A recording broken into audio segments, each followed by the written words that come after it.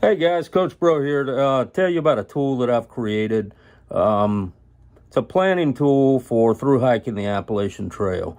I've been kind of working on this over the past couple of months or so, and I've got it completed now, and I'm offering to share it with anybody who wants to use it absolutely free. I'm not looking for any money for it. Basically, what I'm doing is if you subscribe to my channel, and then just post your email in the comments below, I will email you this tool. And basically what it is, it's a spreadsheet that I created to help you plan out how long it should take you to get from one point to the next along the Appalachian Trail. Now, basically what I did is I used some tools that I found online to create this spreadsheet. Specifically, what I used is, first of all, I used AWOL's Appalachian Trail Guidebook. I also used something online called the Appalachian Trail Distance Calculator. If you Google that, you can find it. Some of you may already be familiar with it. The website for that actually is atdist.com. And what that basically does is it lists about 500 points along the Appalachian Trail. And you can, select a starting point and ending point, and it'll tell you the mileage and elevation gain between those 2 points, anywhere along the trail from Georgia to Maine, or from Maine to Georgia, depending on which way you're heading. Now, I did not, for the tool that I created, I did not create a southbound version. If I get requests for that, I probably would be willing to do that. It might take me a little bit of time, but I've got most of the work done, so that shouldn't take too long. But basically what I did is I picked out 500 points on the Appalachian Trail, starting from Springer Mountain, ending at Mount Katahdin in Maine. And what I did is I calculated the mileage and the elevation gain between each point. And I used another calculator that I found online. It's a hiking distance calculator that basically you kind of set a baseline depending on your hiking speed, and then you whatever mileage and elevation you put in, it kind of does a calculation and tells you about how long that should take you. So the spreadsheet that I created is based on my average hiking speed, which just to give you an idea. I'm not the fastest hiker in the world. I'm 49 years old, but I'm also not the slowest. I did spend 8 years in Marine Corps infantry. I'm in pretty good shape. I do hike a pretty decent amount. So I'm probably a little faster than the average 49-year-old, but, I'm not going to be winning any hiking races down the Appalachian Trail. I would consider myself a fairly average-paced hiker. On flat land, if I hike 10 miles, it's going to take me roughly 3 hours, to give you an idea. But if you hike a little faster than I do, or if you hike a little slower than I do, you can just kind of adjust the times that I've put in. Now, just to give you an idea what the spreadsheet looks like, I'm showing a little portion of it here. You see there's several different columns going across the top. We got miles, elevation gain, time, site, mile marker.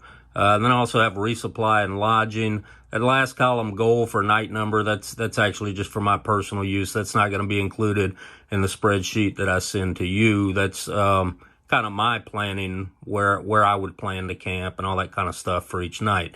But basically what you can see here is starting from that top row.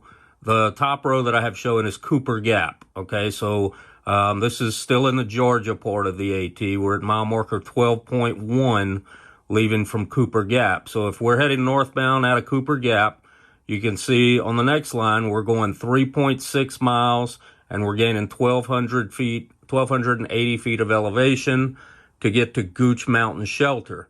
Now, based on that mileage and elevation gain and my hiking speed, that should take about 2 hours and 45 minutes to get from Cooper Gap to Gooch Mountain Shelter.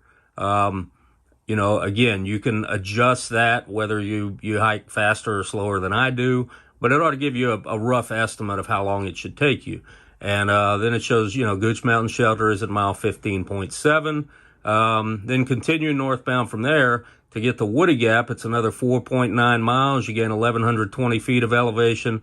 That should take you about 3 hours and 15 minutes. And you can see next to Woody Gap, the mile marker 20.6. I've got X's in the next two columns for resupply and lodging. That basically is just kind of a little guide to let you know, hey, at this point, you can get off the trail for resupply and lodging is available either in a hostel or a motel or whatever the case may be. Not necessarily right at that spot, but there may be, it's either going to be right at that spot or there's access to a road there. I definitely do not suggest using this spreadsheet in place of AWOL's guidebook or gut hooks or anything like that. I definitely don't have all the information that they do.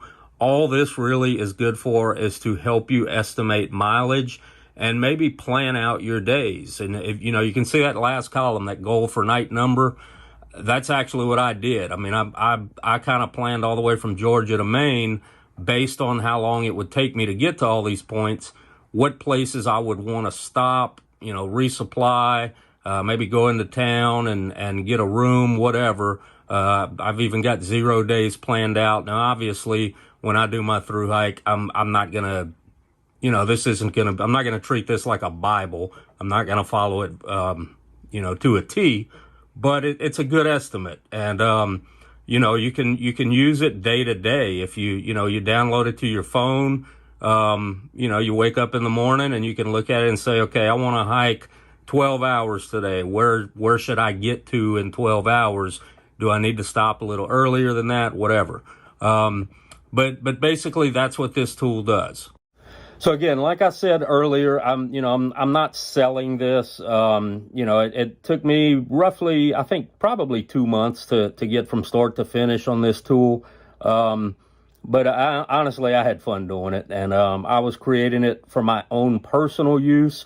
And I just decided I've got a couple of other buddies that are planning through hikes, and I kind of thought, hey, this would be a pretty good tool to use to help people estimate how long it would take, because sometimes that's hard to do if you're not familiar with terrain.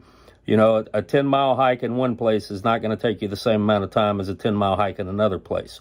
So I'm sharing this with anybody who wants it absolutely free. The only two things I ask is that you subscribe to my channel, and if you put in the comments below, put your email address, and just tell me you want the AT planning guide. I'll email it to you absolutely free, no questions asked. Also, if you're interested, I'm also my son and I started section hiking the Colorado Trail last summer. We did segments 1 and 2 of the Colorado Trail.